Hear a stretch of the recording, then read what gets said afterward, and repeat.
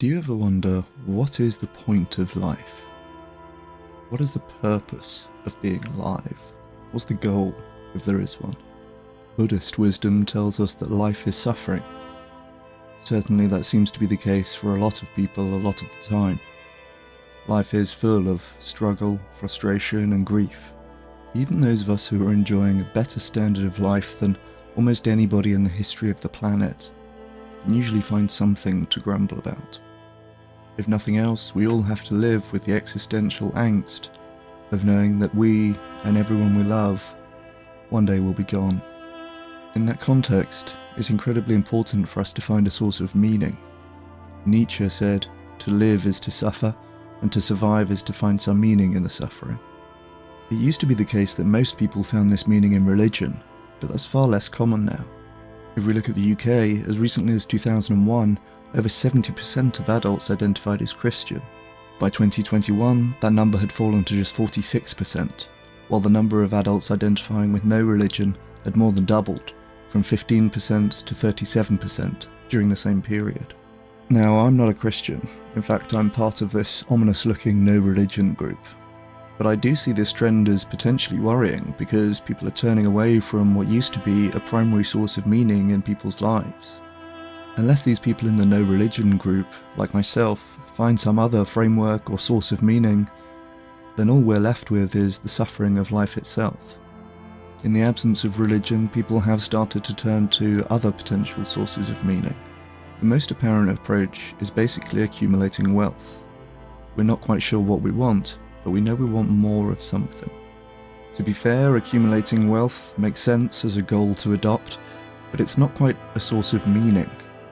We all know that. We all say that we know money isn't everything, money doesn't matter. But we behave as if that's the main thing that matters. I think there are 3 reasons why people default to wealth accumulation as a source of meaning. First, it's kind of something that you have to do anyway. Living costs money, you have to get resources somehow. You may as well become proficient at getting resources so that you can live well. That leads me to the second reason that people default to resource accumulation, and that's that resources can buy us hedonistic experiences. Now, we know that these hedonistic experiences are not really proposed as a source of meaning, but rather as a distraction from the lack of meaning. It's kind of like, hey, the ship's still headed for an iceberg, but we're going to have Long Island iced teas and do a conga line on the main deck. The third reason people default to resource accumulation as a source of meaning in life is that it's easy to put a number on it. As of right now, Elon Musk is worth about $394 billion. Mark Zuckerberg is worth about $241 billion, and Jeff Bezos is worth about $228 billion. It's an objective measure. It's just a number. They all know who's winning, and they all know that everybody else can see who's winning too on the Forbes Live Billionaires list. Now, who's the kindest person in the world? Who's the most honest person in the world? Who's the bravest person in the world? Nobody knows, and probably nobody agrees because it's difficult to quantify, measure and put a number on it in the same way. So we sort of default to resource accumulation as a source of meaning in life. We have to get resources anyway, we're getting less religious, we suspect we can find meaning or at least distract ourselves with hedonistic pursuits, and since it's quite difficult to measure and compare the things that we say we really care about, we default to trying to maximize the things that we can measure, but that are almost certainly less important. Look, I don't think it's a bad thing to try and require resources. We all have to do this to some extent, but it can't be the only source of meaning in your life. Is Elon Musk's life twice as good as Jeff Bezos' life because he has $400 billion instead of only $200 billion?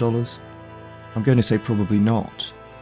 So, if it's not religion, and it's not wealth accumulation or hedonism, what is the point of life? How can we find meaning in the suffering?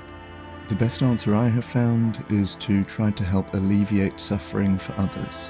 Not only is there plenty of evidence showing the psychological benefits of behaving altruistically, doing so consistently can become a structure and a source of meaning in your life.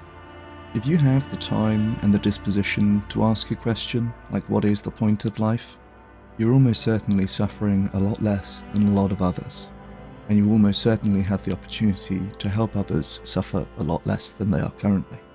Whatever level of boredom you experience today, or frustration, or grief, is not going to come close to the suffering experienced every waking moment of a chicken who spends her life in a battery cage, or of a pig who spends weeks on end in a cage so small that she can't turn around.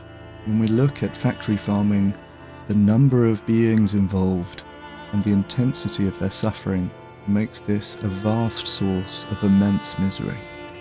And when you see a vast source of immense misery, when you've decided that the point of life is to help alleviate suffering for others, you see an opportunity. You, the person watching this video, have the opportunity to alleviate suffering of tens of thousands of animals on factory farms.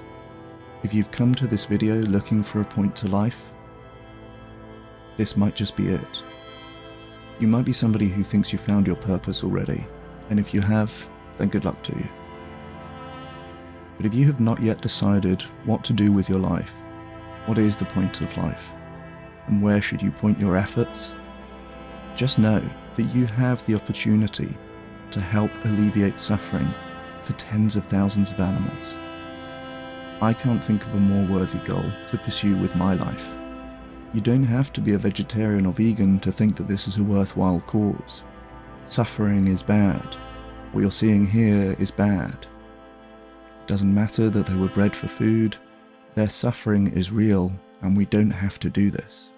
Now, it's just an empirical fact that you could alleviate more of this suffering than I could ever show you in stock footage with just a modest commitment of your time and or money.